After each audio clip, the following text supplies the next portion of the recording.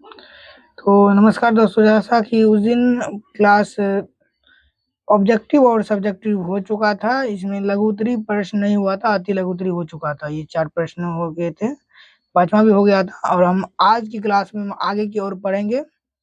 आगे जो है ना, आगे ज़्यादा बेसिक से है, तो बेसिक से हम आप राइट करते जाइएगा। आपको अगर पीडीएफ चाहिए तो मैं इसको इस वीडियो के लिंक में जो होता है डिस्क्रिप्शन बॉक्स उसमें डाल दूंगा, आप जाके वहां से लिख सकते हैं। लघु उत्तरीय प्रश्न को शुरू करते हैं यहाँ से हम।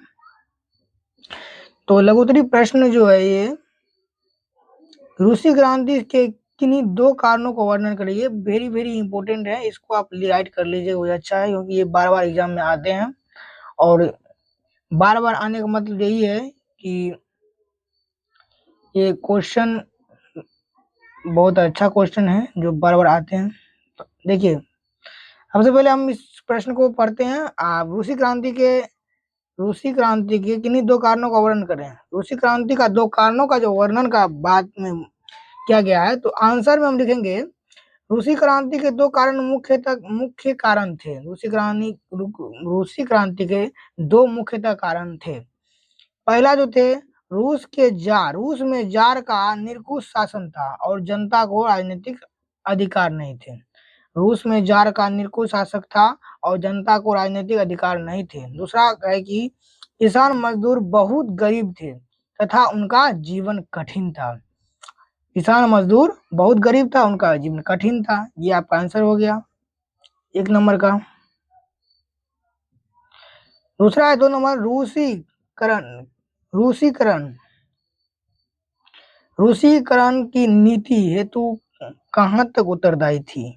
रूसीकरण का जो था नीति क्रांति के हेतु कहाँ तक उत्तरदायी थी, तो इसका आंसर हो जाएगा रूसीकरण की नीति में गैर रूसियों लोगों पर रूसी भाषा और संस्कृति थोपी गई, जिससे इनसे विभिन्न जातियों में असंतोष बढ़ा और सरकार के अत्याचार के कारण लोग जार शासन के विरोध में हो गए। इसलिए यह नीति क्रांति का एक कारण बनी है।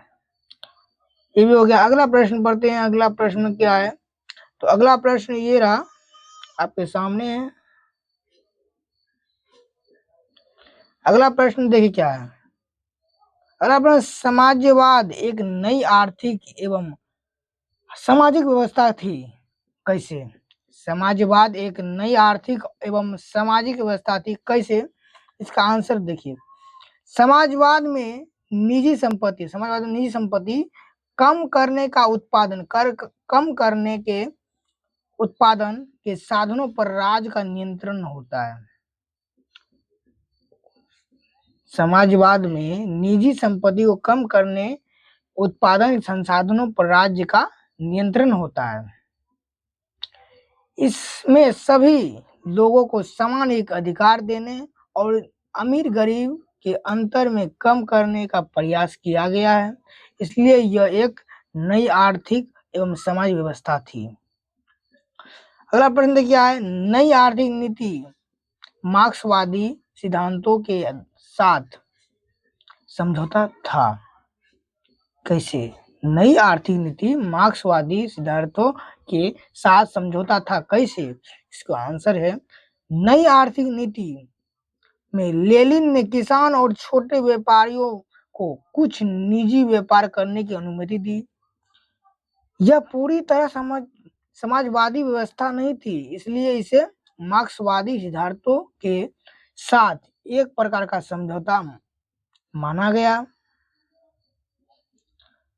अगला प्रश्न, प्रथम विश्व युद्ध में रूस की पराजय में क्रांति हेतु मार्गदर्शन कैसा है।